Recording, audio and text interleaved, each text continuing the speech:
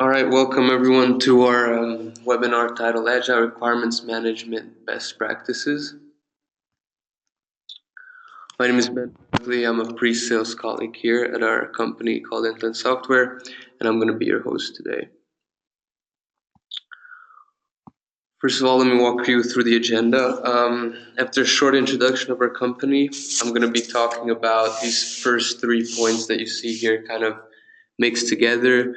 The basics of Agile development, how requirements are driving Agile development, managing requirements the Agile way, and how you can manage the requirements lifecycle in an Agile way by still keeping full traceability by choosing the right ALM tool. Then I'm going to introduce you to some of our best practices, techniques, and the requirements management capabilities for Agile development in Codebeamer, which will be followed by a live demonstration of these capabilities in the tool. Okay, so let me talk about the webinar structure for a second. The live demonstration will be followed by a questions and answers session, so you can type your questions and I will try to answer them to the best of my abilities at the end of the webinar. And this webinar is going to be recorded, so each registrant will receive a recording, and you can also find it at our website. If you do visit our website, check out our upcoming webinars and events, and register to anything that you find interesting. Last week we talked about software quality assurance testing and reporting, so feel free to check out that recording as well if you find it interesting. Okay, a few words about our company. We were founded in 1998 and our headquarters is here in Stuttgart, Germany. We're the sole vendors and developers of Codebeamer ALM. We have offices in Silicon Valley, California, and resellers in the UK, China, Korea, Taiwan, France, and Italy. And our rollout partners are Lufthansa Industry Solutions. On this slide, you can see a few of our clients. As you can see, we've got clients in different industries, especially the regulatory compliance industries like the medical, automotive, aviation, and defense. But we also have some in the finance, as you see here, and the high tech, and of course the embedded. The Lufthansa Systems is actually also one of our clients, where we have over 5,000 users. So you can see that Codebeamer is really scalable.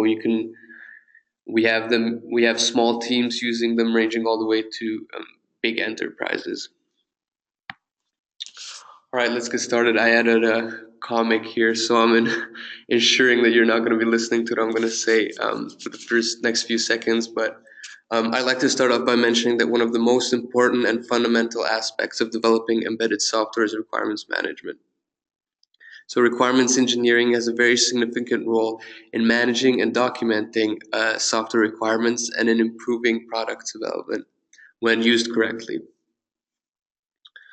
The efficiency and accuracy of this process is vital to project success because bad requirements is actually the number one reason for project failure. In fact, requirements are at the very root of the transition process that is considered by some as revolutionary to the way we develop software. This evolutionary process gave rise to Agile, and thus requirements can be seen as the main driving force behind Agile's growing adoption and popularity. So now that the importance of requirements management, or RM, in software development doesn't need to be emphasized any further, let's talk a bit more about Agile. The primary objective of Agile is to provide a way for development teams and companies to better serve the needs of their customers. Above all, the aim of any Agile development project is to deliver working software as fast as possible, where working actually means that a product that is able to successfully resolve the customer's problems. Now, in order to be able for you to deliver a solution to your customers, you have to first understand what the problem is. And that's why requirements management is, or at least should be, at the heart of any Agile project. The evolution of Agile, this increasingly popular modern software development framework, has been driven by the need to deliver better software solutions faster. So in order to increase the value of software products, you have to perfectly understand the problem they're supposed to resolve. Therefore, the clarity and the quality of requirements is fundamental to being agile. But I have to add that there's no agreed upon process of agile requirements management that one could really rely on. So, having said that, let me continue by clarifying a few differences in terminology, more specifically the difference between requirements and user stories, because I think these two can sometimes easily be confused. So requirements are criteria like constraints, conditions, or capabilities that the system must adhere to. Good requirements need to be complete, usually meaning consisting of functional requirements and non-functional requirements. They need to be testable, consistent, meaning there are no conflicts between any given two requirements, design-free, and unambiguous. Those are pretty self-explanatory. So requirements presume that the design of the application is done beforehand and that development is the implementation of that design. Requirements therefore focus on how to implement the functionality, performance, and user experience and are differentiated through functional and non-functional requirements, like I mentioned earlier. A user story, on the other hand, is just a promise to have a future conversation. It is not meant to document every aspect of the work, as you might see in a series of traditional requirement statements. They're more of a reminder to collaborate about the topic of the user story. So in other words, as defined in the Agile Manifesto, the documentation is secondary to the collaboration. User stories focus on what to achieve, and they're a collaboration between a product person and a developer.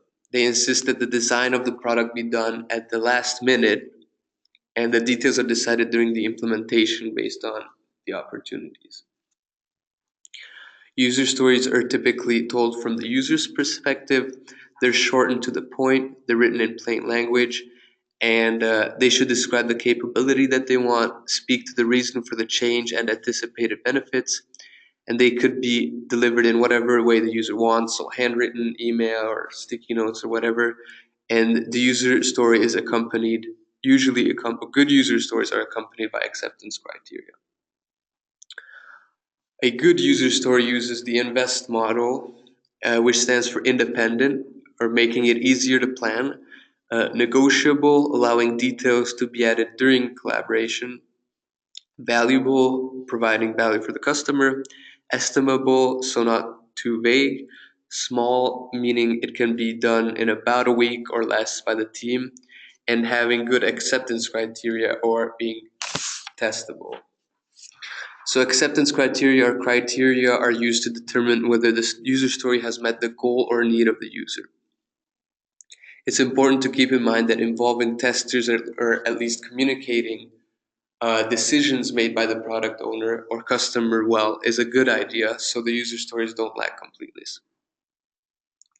Now, most people argue that user stories by themselves replace the purpose of functional requirements, while well-defined acceptance criteria can take on the role of non-functional requirements, making the user stories complete. So the two together make a user story complete. But again, there's no clear-cut process of Agile RM. But one common practice is to have requirements and user stories, because a user story is only meant to describe a feature, not to describe how to implement it, meaning leaving out the technical aspect in itself. It should describe the behavior flow from the user's perspective, though.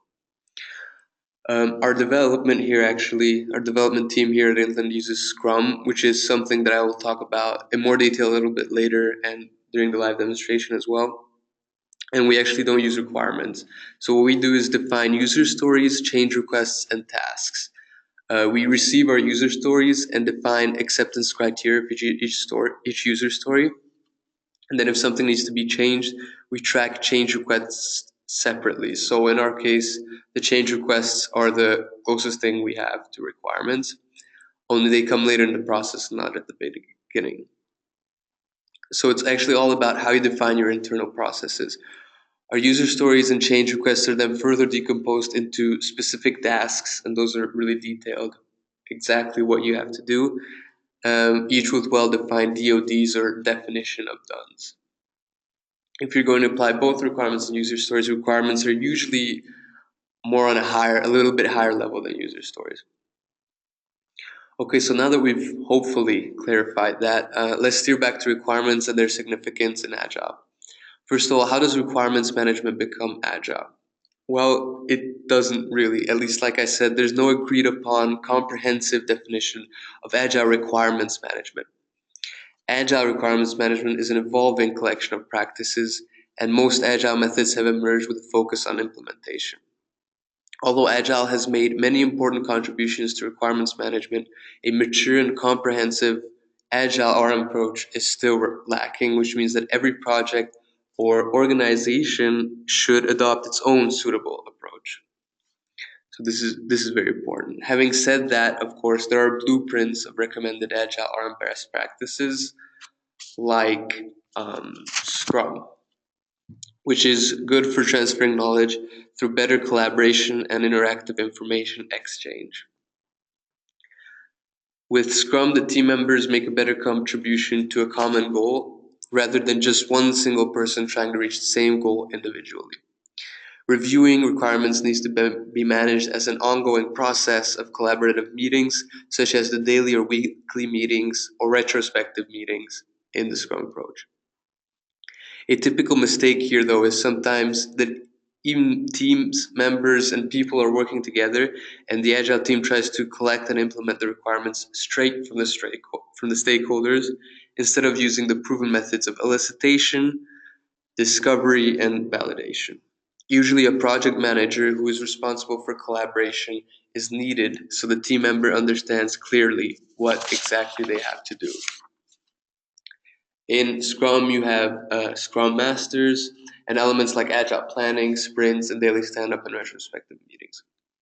Scrum is set out in short time boxes and is driven in sprints. It also provides a structure that allows teams to deal with the difficulty of collaboration and information loss. So using Scrum, product development occurs in small pieces, with each piece building upon previously created pieces. And building products like this, one small piece at a time, encourages creativity and enables teams to respond to feedback and change much faster and to focus and build exactly on only what is needed. However, the fundamental process is incredibly simple and at its core it's covered by three primary roles. The first one is the product owner, which is very important. They have the responsibility to create and manage the product backlog and provide requirements and all of the necessary assets to fulfill those requirements. And they're essential to a successful project. The second role is the Scrum Master, and they're the head of the development team. They cooperate with the product owner. They define the scope of releases and sprints and create user stories based on original requirements and manage the daily stand-up and retrospective meetings. Now, the third and last but not least, third role is development teams, of course.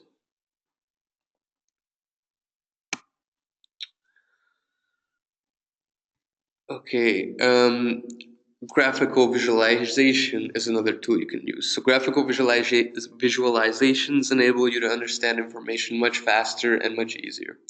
The burn-down chart, which you see on the left-hand side here, is a very effective planning tool to interpret the metrics and velocity, or in other words, the rate of progress of a Scrum team. Then by presenting the requirements on a visual board called the Kanban board, or a Scrum board in some cases, the relationship, current status, and responsibilities can be overviewed and managed very easily, which you see on the right-hand side. Early feedback from the stakeholders can be included and discussed quickly. So applying this Kanban methodology helps developers visualize and manage the workflow by letting you track and move issues and trigger status changes along the defined and agreed workflow. And we have one of these implemented in our tool as well, which I will show you, of course, in the live demonstration.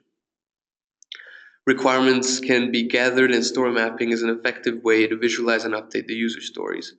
Story mapping offers active discussions because they can occur at any time within a group meeting, and the more ideas on the board, the less the team has to remember, obviously.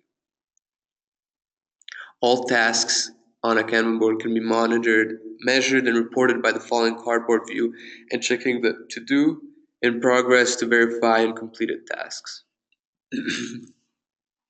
The Kanban board also provides a quick overview of the balance between expended resources and work in progress limits.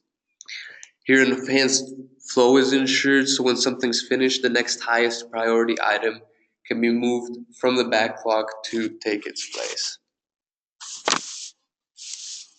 So even we use this Scrum and the Kanban methodology here. The Kanban for capturing and prioritizing requirements, and the Scrum method in our development teams. So these two are the most widely used. They're both agile approaches and can be used perfectly together for boosting your requirements management. Both have their benefits, and we believe that a combination of the two helps you increase quality, work just in time, shorten lead time, and helps you continuously improve your processes by minimizing waste due to eliminating everything that is not needed and not adding value to your customer. Another thing I want to talk about here are some challenges. Um, Even our company has had to face major challenges when working with requirements management in an agile environment. As you can see here, some of the major challenges, or actually most of them, are the same, one and the same for requirements management and agile. So just to point out a few, traceability is the first. It's very important when working with requirements or in an agile environment in general. It's quite difficult to handle and provide an entire overview of your processes. We here at Intland know Agile Requirements Management, and we've developed an ALM software called Codebeamer that uses Agile methods like Scrum and Kanban that I previously already mentioned, and that is going to be shown in the demonstration. How you can enforce, as well as how you can enforce traceability in your company. Another important issue is collaboration that keeps coming up as well. The communication among all the stakeholders, whether they're internal or external. Then prioritizing large number of requirements is another challenge you might be facing. So when some requirements are more important than others, how do you order them by priority? These are all things we're going to get around to in the demo. And my last point here is usually you always want to have a real-time view on requirements, but of course, again, it's easier said than done. And providing and having an overview on the status of your requirements in all your different projects is not easy. So our ALM tool offers a pretty good solution for this, since it's a multi-project tool with which you can work on different projects with different methodologies and have an overview of all of them. Now, before I jump into the live demonstration, there's a few questions I'd like to ask you guys. First one is, which tools are you using?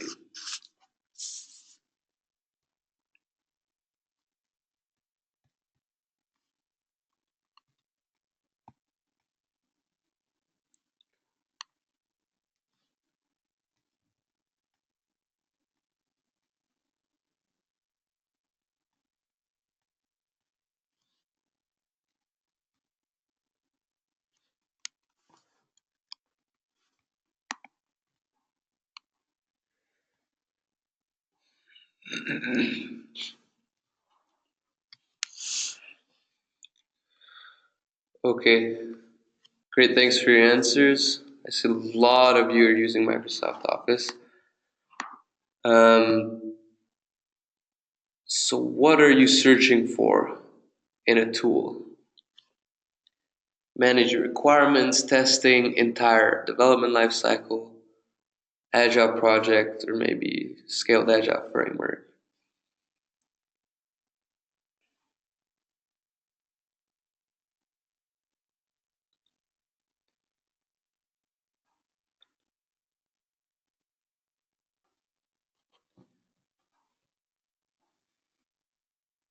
Only one more after this, and then we'll jump into the demo.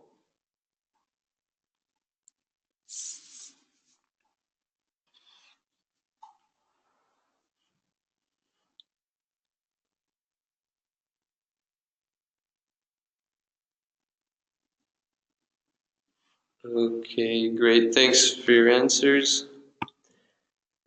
And the last one for now. What software development methodology are you currently using? Agile, Scrum, traditional waterfall, V model, or hybrid?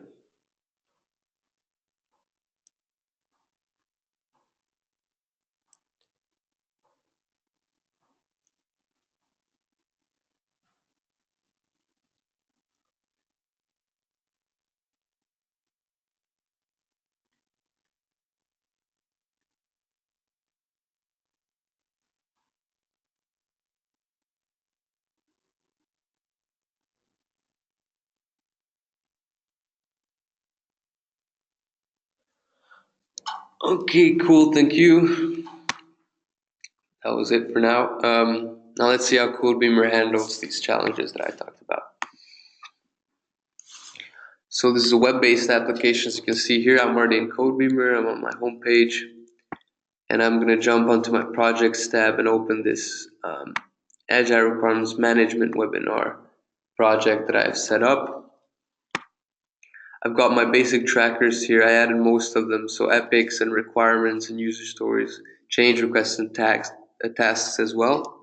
But this is completely empty, so there's no data. I'm going to be importing a few things and showing you things like that. I'm going to start off by just going into my requirements and importing a Word document, just to show you how easily it's set that up, since even I saw most of you in the polls are using Microsoft Office.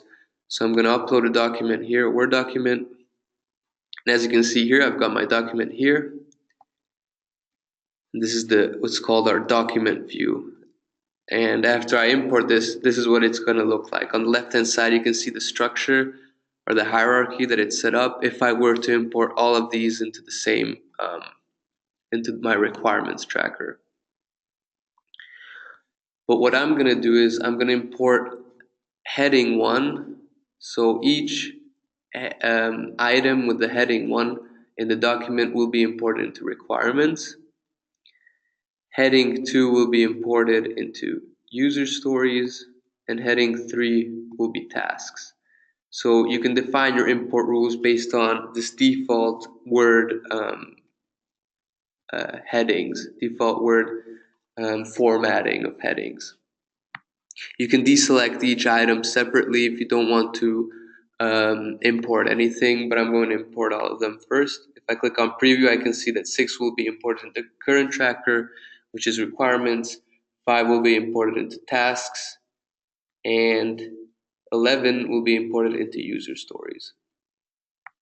Alright, I'm going to save, and after it's done processing, it's going to import everything here. So I see I've got my requirements imported here. If I go into my user stories, I've got my user stories imported here.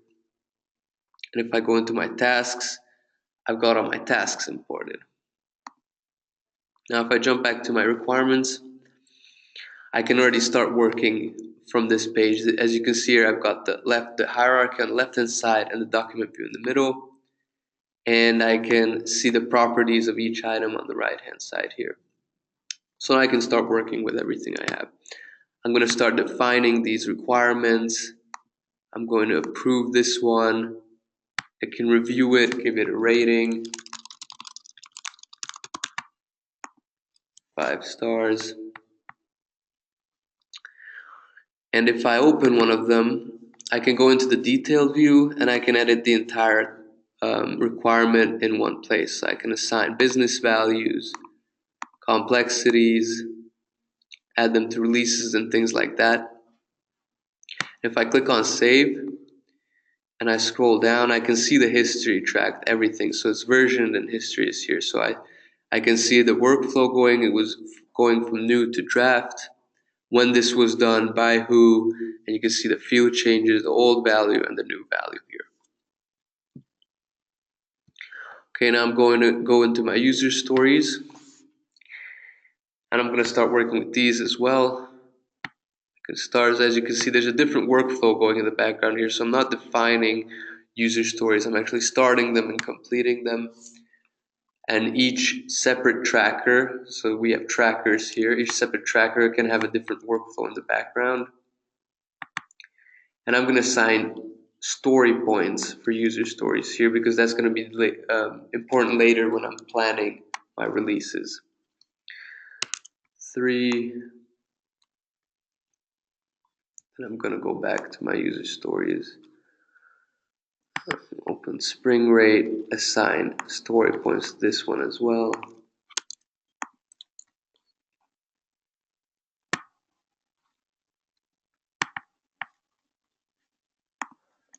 I'm just showing you how easy it is to set up here and adding some relevant data so we can visualize this better when we get to the Kanban board and the release planner. All right, Now that's important. Now if I jump back into my requirements and I want to collaborate with external stakeholders, for example, then I can easily export this to Office. I can choose the round trip word export. And if I click on export, I see it's downloaded here. I'm going to open this up. And I can send this out to anyone I want. And if I want to change something, so let's say, as you can see, all the changes are tracked. And then I'm going to delete this picture for better visualization. Then I'm going to save this. I'm going to close it, and now I can import it back in, and all the changes are tracked. So if I choose the last downloaded item here, which was the one that I exported just previously, if I click on next, I can see all the changes, and I can apply or reject them side by side. So I see the original, and I see what's changed. So I can see for each separate requirement, each separate item, I can see the changes. For the first one, I added this as a demo change. The second one, I deleted this picture and I added another demo change. I'm going to accept them all. So I click on save. And as you can see here, here's my demo change. Suspension picture is gone. And this is another demo change. And if I open this up, this again is traced in the history, as you can see here. New value, old value. All right, moving on to another very important thing, the traceability. So what we have is the traceability browser, which I can open by clicking on, going from any tracker, I can open this up by clicking on this icon here.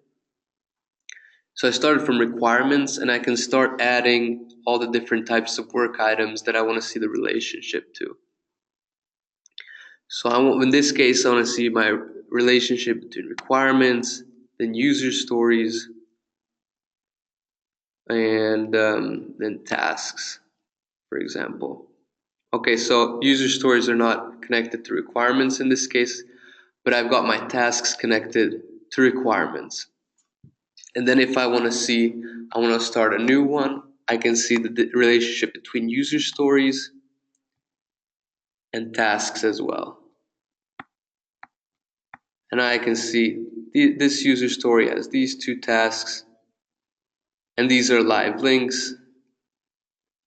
And I can open this up, and this can be traced all the way down to the source code. So I can be going from requirements through customer requirements, all types, everything down to the source code if need be.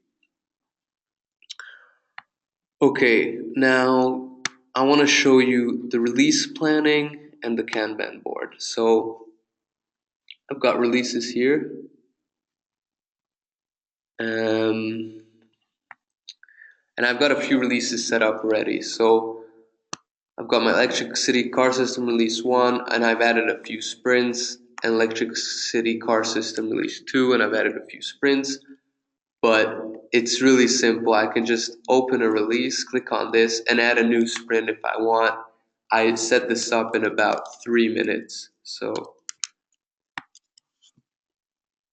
now if I go back to the releases, I can see the newly added sprint here. I've got my release backlog here as well. And I can start planning my releases from this page. So if I open my first release, I can open my release Gantt chart clicking over here. And as you can see, it's not planned yet. So I'm going to start planning it directly from this Gantt chart. So if I double click on here, I can choose my release method, and I can set the time period. So this release will be planned from June 1st through October 1st, for example. Doesn't matter. And as you can see, it changed automatically. And now I want to plan this so all of my sprints cover my entire release, and I can drag and drop this around. And this will be saved, and this is the easiest way to plan your releases. So I'm just going to drag around these sprints so the entire release is covered.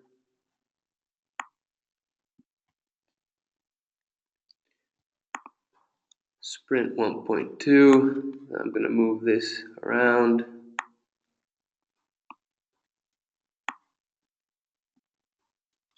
So now I've got my releases planned with my sprints covered completely.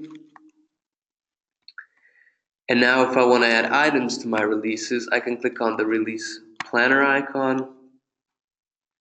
And from my project black backlog, I've got all my items here because I haven't planned anything. I can move all of my requirements, user stories, tasks to my sprints or my release backlog. So I'm just going to drag and drop, move this requirement to sprint 1.1, move this requirement into sprint 1.2, and then move a few tasks into sprint 1.3. And I can do this for all my releases, all my sprints separately or together as well. And now, hold on. I'm gonna plan most of these. Now if I go back into the dashboard, view the overview, I can see that I've got 7 story points committed, and this is aggregated. This is what I wanted to show you. So I've got 7 story points committed, and I'm going to start working on these now. And then I can see the overview of how my releases were going back here.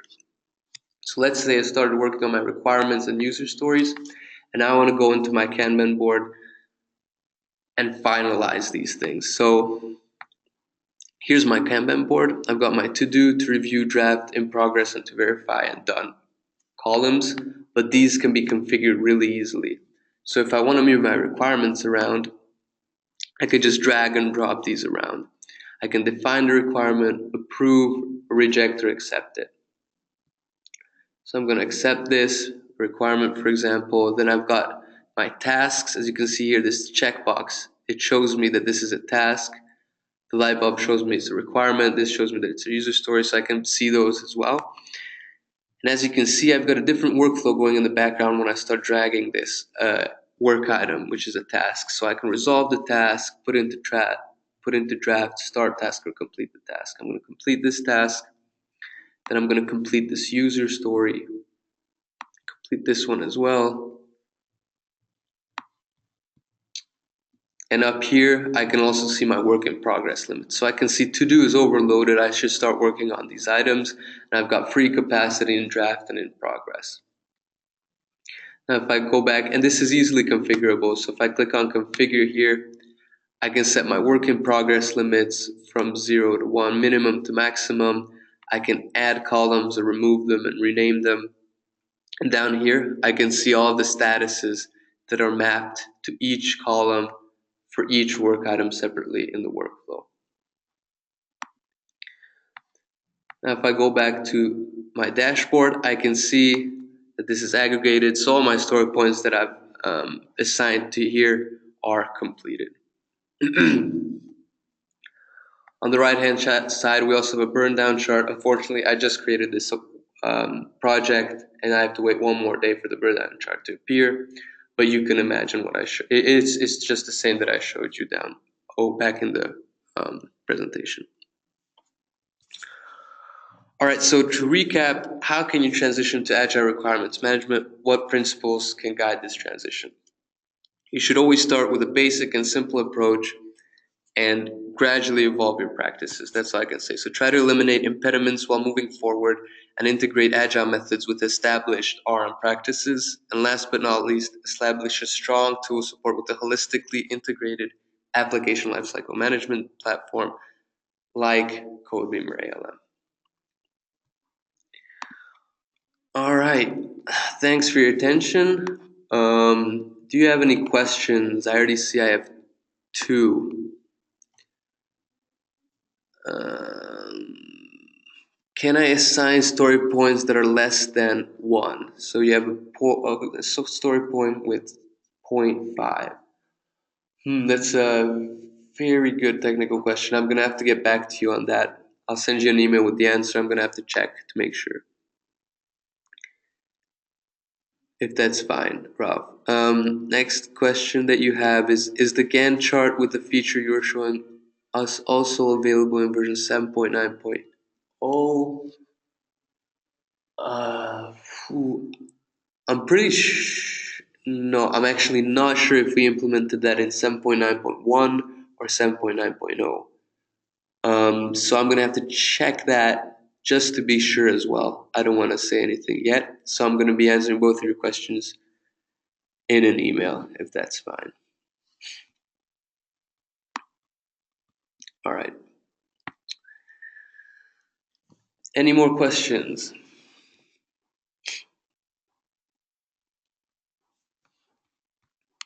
Anyone?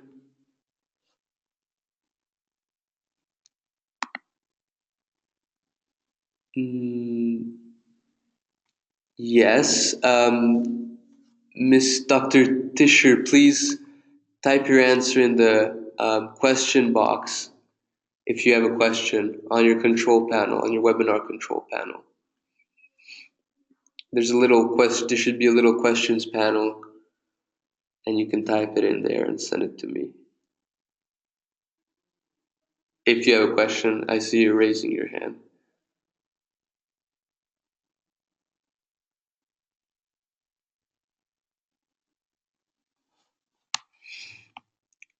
Okay, if not, okay. Thank you. Thank you, Richard. Thank you. All right, Dr. Tisha, I'm not exactly sure why you're raising your hand. I'll be shooting you an email as well, and then we can take this offline. For everyone else, join us next week on our webinar, Migrating from a Fragmented Tool Environment to Integrated ALM. Same time next week. Thank you for your attention.